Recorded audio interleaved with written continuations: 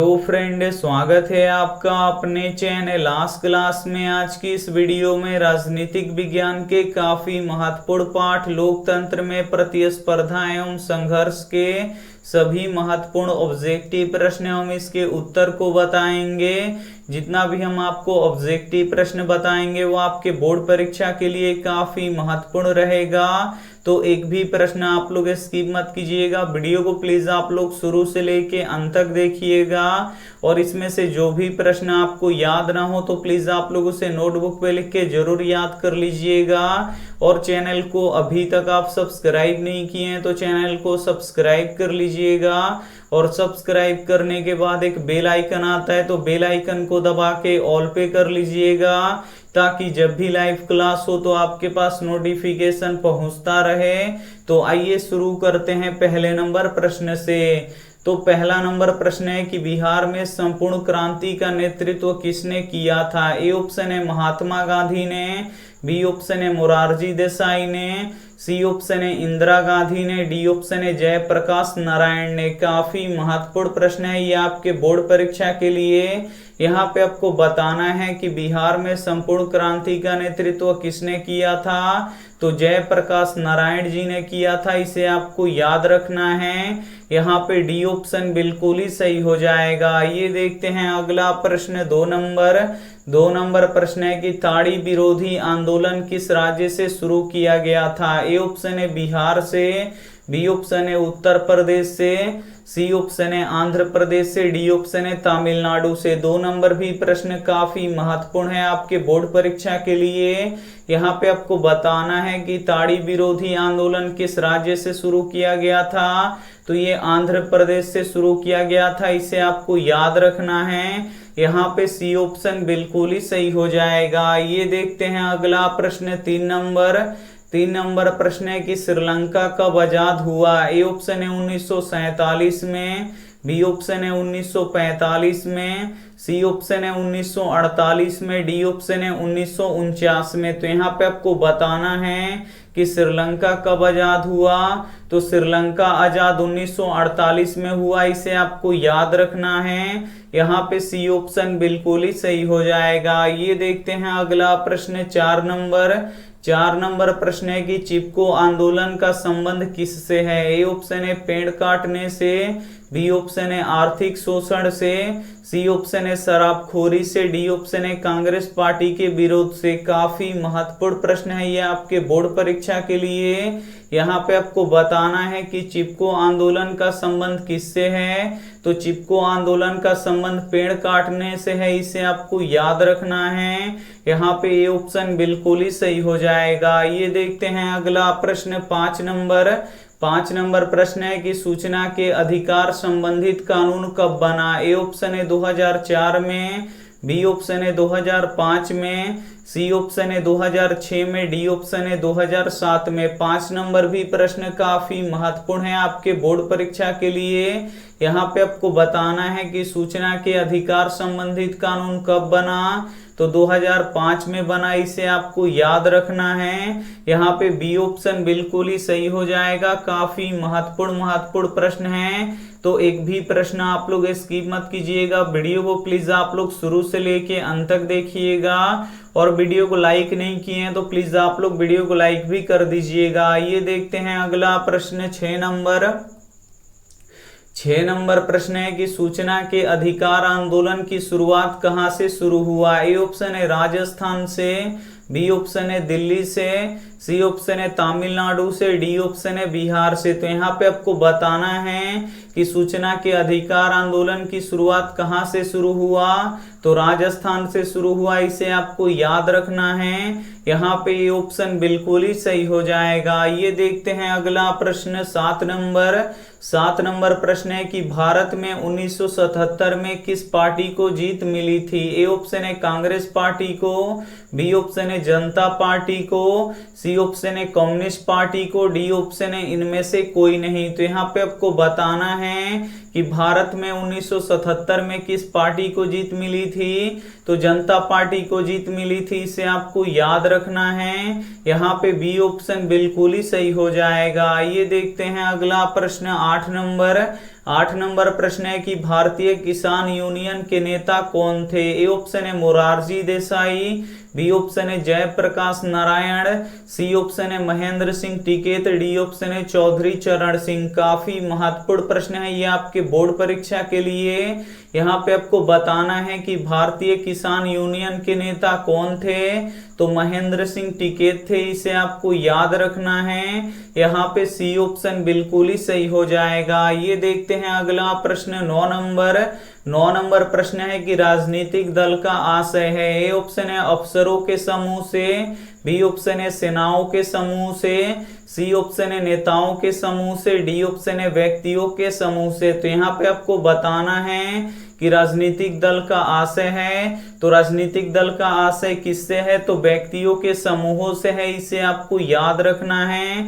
यहाँ पे D option बिल्कुल ही सही हो जाएगा। ये देखते हैं अगला प्रश्न 10 नंबर प्रश्न है कि राजनीतिक दल की नींव सर्वप्रथम किस देश में पड़ा? ए ऑप्शन है ब्रिटेन में, बी ऑप्शन है भारत में, सी ऑप्शन है फ्रांस में, डी ऑप्शन है अमेरिका में। काफी महत्वपूर्ण प्रश्न है ये आपके बोर्ड परीक्षा के लिए। यहाँ पे आपको बताना है कि राजनीतिक दल की नींव सर्वप्रथम किस देश में पड़ा, तो ब्रिटेन में पड़ा, इसे आपको याद रखना है। यहाँ पे ए ऑप्शन बिल्कुल ही सही हो जाएगा। ये देखते हैं अगला प्रश्न 11 नंबर प्रश्न है कि बोलीविया में जनसंघर्ष का मुख्य कारण क्या था? ए ऑप्शन है पानी की कीमत में वृद्धि, बी ऑप्शन है पेट्रोल की कीमत में वृद्धि, सी ऑप्शन है दवाओं की कीमत में वृद्धि, डी ऑप्शन है इनमें से कोई नहीं। तो यहाँ पे आपको बताना है कि बोलीविया में जनसंघर्ष का मुख्य कारण क्या था, तो पानी के कीमतों में वृद्धि था, इसे आपको याद रखना है। यहाँ पे ये ऑप्शन बिल्कुल ही सही हो जाएगा। ये देखते हैं अगला प्रश्न 12 नंबर प्रश्न है कि किसे लोकतंत्र का प्राण माना जाता है? ए ऑप्शन है सरकार को, बी ऑप्शन है राजनीतिक दल को, सी ऑप्शन है संविधान को, डी ऑप्शन है न्यायालय को। काफी महत्वपूर्ण प्रश्न है ये आपके बोर्ड परीक्षा के लिए। यहाँ पे आपको बताना है कि किसे लोकतंत्र का प्राण माना जाता है, तो राजनीतिक दल को लोकतंत्र का प्राण माना जाता है, इसे आपको याद रखना है। यहाँ पे बी ऑप्शन बिल्कुल ही सही हो जाएगा। ये देखते हैं अगला प्रश्न 13 नंबर प्रश्न है कि किस देश में बहुदलीय व्यवस्था नहीं है? ए ऑप्शन है पाकिस्तान में, बी ऑप्शन है भारत में, सी ऑप्शन है बांग्लादेश में, डी ऑप्शन है ब्रिटेन में। तो यहाँ पे आपको बताना है कि किस देश में बहुदलीय व्यवस्था नहीं है, तो ब्रिटेन में बहुदलीय व्यवस्था नहीं है, इसे आपको याद रखना है। यहाँ पे डी ऑप्शन बिल्कुल ही सही हो जाएगा। ये देखते हैं अगला प्रश्न 14 नंबर प्रश्न है कि गठबंधन सरकार बनाने की संभावना किस प्रकार के दलीय व्यवस्था में होती है? ए ऑप्शन है एक दलीय व्यवस्था में, बी ऑप्शन है द्विदलीय व्यवस्था में, सी ऑप्शन है बहुदलीय व्यवस्था में, डी ऑप्शन है इनमें से कोई नहीं। तो यहाँ पे आपको बताना है कि गठबंधन सरकार बनाने की संभावना किस प्रकार के दलीय व्यवस्था में होता है, तो बहुदलीय व्यवस्था में होता है, इसे आपको याद रखना है। यहाँ पे सी ऑप्शन बिल्कुल ही सही हो जाएगा। ये देखते हैं अगला प्रश्न 15 नंबर प्रश्न है कि दल बदल कानून किस पर लागू होता है? ए ऑप्शन है सांसदों और विधायकों पर, बी ऑप्शन है राष्ट्रपति पर, सी ऑप्शन है उपराष्ट्रपति पर, डी ऑप्शन है इनमें से कोई नहीं। तो यहाँ पे आपको बताना है कि दल बदल कानून किस पर लागू होता है, तो सांसदों और विधायकों पर लागू होता है, इसे आपको याद रखना है। यहाँ पे ये ऑप्शन बिल्कुल ही सही हो जाएगा। काफी महत्वपूर्ण प्रश्न है, तो एक भी प्रश्न आप लोग स्किप मत कीजिएगा। वीडियो को प्लीज आप लोग शुरू से लेके अंत तक देखिएगा, और वीडियो को लाइक नहीं किए तो प्लीज आप लोग वीडियो को लाइक भी कर दीजिएगा। आइए देखते हैं अगला प्रश्न 16 नंबर प्रश्न है कि राजनीतिक दलों को मान्यता और उसका चिन्ह किसके द्वारा प्रदान किया जाता है? ए ऑप्शन है राष्ट्रपति के द्वारा, बी ऑप्शन है प्रधानमंत्री के द्वारा, सी ऑप्शन है निर्वाचन आयोग के द्वारा, डी ऑप्शन है सांसद के द्वारा। तो यहाँ पे आपको बताना है कि राजनीतिक दलों को मान्यता और उसका चिन्ह किसके द्वारा प्रदान किया जाता है, तो निर्वाचन आयोग के द्वारा प्रदान किया जाता है, इसे आपको याद रखना है। यहाँ पे सी ऑप्शन बिल्कुल ही सही हो जाएगा। ये देखते हैं अगला प्रश्न 17 नंबर प्रश्न है कि गठबंधन सरकार की पकड़ प्रशासन पर होती है। ए ऑप्शन है मजबूत, बी ऑप्शन है ढीली, सी ऑप्शन है अति मजबूत, डी ऑप्शन है कठोर। तो यहाँ पे आपको बताना है कि गठबंधन सरकार की पकड़ प्रशासन पर होती है तो ढीली होती है, इसे आपको याद रखना है। यहाँ पे बी ऑप्शन बिल्कुल ही सही हो जाएगा। ये देखते हैं अगला प्रश्न 18 नंबर प्रश्न है कि वर्तमान में नेपाल की शासन प्रणाली क्या है। ए ऑप्शन है लोकतंत्र, बी ऑप्शन है राजतंत्र, सी ऑप्शन है सैनिक तंत्र, डी ऑप्शन है इनमें से कोई नहीं। तो यहाँ पे आपको बताना है कि वर्तमान में नेपाल की शासन प्रणाली क्या है। तो वर्तमान में नेपाल की शासन प्रणाली लोकतंत्र है, इसे आपको याद रखना है।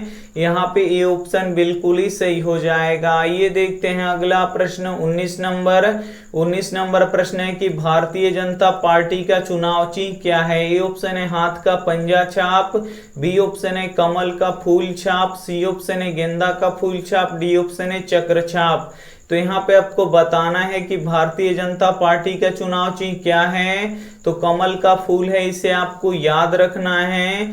यहाँ पे बी ऑप्शन बिल्कुल ही सही हो जाएगा। और कांग्रेस पार्टी का चुनाव चिन्ह क्या है, तो हाथ का पंजा छाप है, तो ये भी साथ में आपको याद रखना है। आइए देखते हैं अगला प्रश्न 20 नंबर प्रश्न है कि बहुजन समाज पार्टी के संस्थापक कौन थे। ए ऑप्शन है अंबेडकर, बी ऑप्शन है कांशीराम, सी ऑप्शन है मायावती, डी ऑप्शन है रामविलास। तो यहाँ पे आपको बताना है कि बहुजन समाज पार्टी के संस्थापक कौन थे, तो कांशीराम थे, इसे आपको याद रखना है। यहाँ पे बी ऑप्शन बिल्कुल ही सही हो जाएगा। ये देखते हैं अगला प्रश्न 21 नंबर प्रश्न है कि बांग्लादेश कब स्वतंत्र हुआ। ए ऑप्शन है 1999 में, बी ऑप्शन है 1975 में, सी ऑप्शन है 1971 में, डी ऑप्शन है 1972 में। तो यहाँ पे आपको बताना है कि बांग्लादेश कब स्वतंत्र हुआ। तो बांग्लादेश 1971 में स्वतंत्र हुआ, इसे आपको याद रखना है। यहाँ पे सी ऑप्शन बिल्कुल ही सही हो जाएगा। ये देखते हैं अगला प्रश्न 22 नंबर प्रश्न है कि भारतीय संविधान को कब अपनाया गया। ए ऑप्शन है 15 अगस्त 1947 को, बी ऑप्शन है 15 जनवरी 1950 को, सी ऑप्शन है 26 जनवरी 1950 को, डी ऑप्शन है 26 अगस्त 1950 को। तो यहाँ पे आपको बताना है कि भारतीय संविधान को कब अपनाया गया। तो 26 जनवरी 1950 को अपनाया गया, इसे आपको याद रखना है। यहाँ पे सी ऑप्शन बिल्कुल ही सही हो जाएगा। ये देखते हैं अगला प्रश्न 23 नंबर प्रश्न है कि लोक जनशक्ति पार्टी का चुनाव चिन्ह क्या है। ए ऑप्शन है लालटेन, बी ऑप्शन है तीर, सी ऑप्शन है बंगला, डी ऑप्शन है साइकिल। तो यहाँ पे आपको बताना है कि लोक जनशक्ति पार्टी का चुनाव चिन्ह क्या है। तो बंगला है, इसे आपको याद रखना है। यहाँ पे सी ऑप्शन बिल्कुल ही सही हो जाएगा। ये देखते हैं अगला प्रश्न 24 नंबर प्रश्न है कि भारत का केंद्र शासित प्रदेश कौन है। ए ऑप्शन है उत्तराखंड, बी ऑप्शन है छत्तीसगढ़, सी ऑप्शन है चंडीगढ़, डी ऑप्शन है केरल। तो यहाँ पे आपको बताना है कि भारत का केंद्र शासित प्रदेश कौन है। तो भारत का केंद्र शासित प्रदेश चंडीगढ़ है, इसे आपको याद रखना है। यहाँ पे सी ऑप्शन बिल्कुल ही सही हो जाएगा। ये देखते हैं अंतिम प्रश्न 25 नंबर प्रश्न है कि भारत में आपातकाल की घोषणा कब हुई थी। ए ऑप्शन है 1970 में, बी ऑप्शन है 1975 में, सी ऑप्शन है 1977 में, डी ऑप्शन है 1980 में। तो यहाँ पे आपको बताना है कि भारत में आपातकाल की घोषणा कब हुई थी। तो 1975 में हुई थी, इसे आपको याद रखना है। यहाँ पे बी ऑप्शन बिल्कुल ही सही हो जाएगा। काफी महत्वपूर्ण हम आपको प्रश्न बता चुके हैं और ये जो 25 ऑब्जेक्टिव प्रश्न हम आपको बताए हैं ये आपके बोर्ड परीक्षा के लिए काफी महत्वपूर्ण हैं। तो इसमें से जो भी प्रश्न आपको याद नहीं हो तो प्लीज आप लोग उसे नोटबुक पे लिख के जरूर याद कर लीजिएगा। और ये रहा होमवर्क प्रश्न, इसका जवाब आपको कमेंट बॉक्स में देना है कि पंचायती राज संस्था में महिलाओं को कितना प्रतिशत आरक्षण की व्यवस्था है। ए ऑप्शन है 49%, बी ऑप्शन है 40%, सी ऑप्शन है 50%, डी ऑप्शन है 80%, तो जो भी ऑप्शन आपको सही लगे वो आप हमें कमेंट करके जरूर बताइएगा। और वीडियो को लाइक नहीं किए हैं तो प्लीज आप लोग वीडियो को लाइक कर दीजिएगा, अपने दोस्तों के पास इस वीडियो को जरूर शेयर कीजिएगा। और चैनल को अभी तक आप सब्सक्राइब नहीं किए हैं तो चैनल को सब्सक्राइब करके साथ में बेल आइकन को ऑल पे दबा लीजिएगा, ताकि जब भी लाइव क्लास हो तो आपके पास नोटिफिकेशन पहुंचता रहे।